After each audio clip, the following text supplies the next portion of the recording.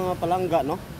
Para sa mga minamahal naming pasahero, araw-araw dito sa Metro Manila. Mga palangga, kung sakaling meron kayong bike na dala, lahat ng pasahero, mababae mo malalaki, ang gagawin nyo, kung nakamotor kayo kasi nagbubukay ng motor, ilagay nyo sa gitna kung hindi naman ganong kalakihan yung bag. Lagay nyo sa gitna para kahit pa paano, kanyari babae ka, hindi naman tatama yung ano mo sa ano namin, sa makaiwas kayo ng gano'n, no? Kasi tulad kanina, meron ako na-experience sa bayan ko mga palangga.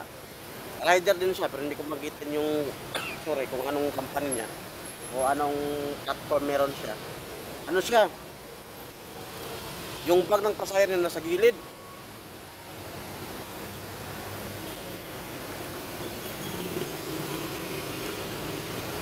Kasi anong nangyari? Kasi sa Metro Manila, sobrang traffic, sa singit ang rider niyan. Lalo na nagmamadali sa pasahero. Pag singit niya kasi nasa gilid yung bag ng pasahero, sumabit sa side mirror nung ano, yung kutsi. Buti hindi naputol yung side mirror. Tapos yung pasahero niya, talagang gumiwang sila.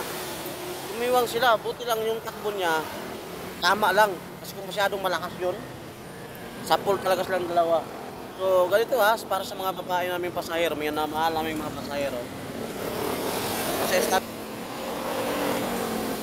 Kasi medyo mainit ang panahon, alas 10 na ng umaga mga palangga, habang ako nagiinom nito. Bigay lang ito ng aking pasahero, mabait yun, yung aking pasahero. Maraming salamat, ma'am. So, hanggang yun lang po yung pwede kong sabihin sa lahat ng mga pasahero, mga babae, mga lalaki. Hindi naman ganong malaki yung bag nyo. Pwede nyo ilagay sa gitna yan. Para kahit paano, kung babae ka nga, para sa'yo din yan. At least, yung ano mo, hindi makapanayo sa likod namin. No? Ito'y advice lang, wag nyong masamain yung sinasabi ko. Kasi hindi rin maiwasan na meron din talang mga babae na o pasahero na masyadong madikit. Nakakailang din po yun sa aming mga driver, lalo na tulad ko kasi paano kahit pangit ako, meron tayong asawa na ayaw nating ano, diba? Kasi tulad kumbaga meron kami mga asawa na.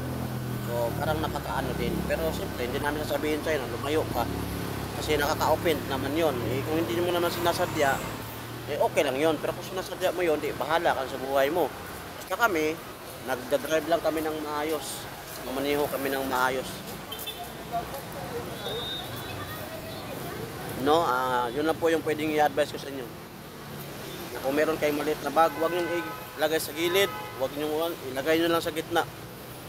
Para kahit paano, kasi ang driver, nagpiplano talaga yan. Susub-sub at susub-sub talaga tayo sa driver. Hindi maiwasan yun. Traffic